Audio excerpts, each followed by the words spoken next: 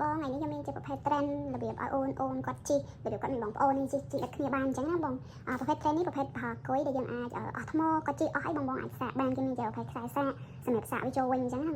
បងសាកមកពេញជីបានខ្ទង់1ម៉ោងនេះដែរបងថ្មអាគុយគេធំអញ្ចឹងណាប្រភេទ trend នេះគឺរ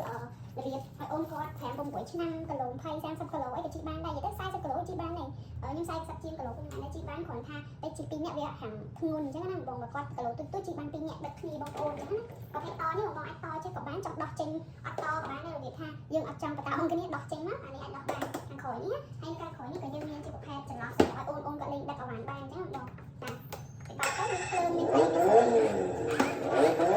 អញ្ចឹងបងហើយនេះជួនណាបងជួនណាដាក់ទៅមកទៅក្រោយណាជួនបានច្រឡំហើយ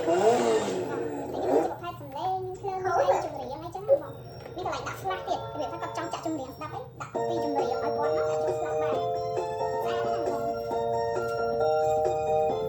ស្លាកបានបងត្រូវការធ្វើការកំបោះបានបងមានពីរពណ៌មានក្រហមមានពណ៌បៃតងអរគុណច្រើនបាយបាយ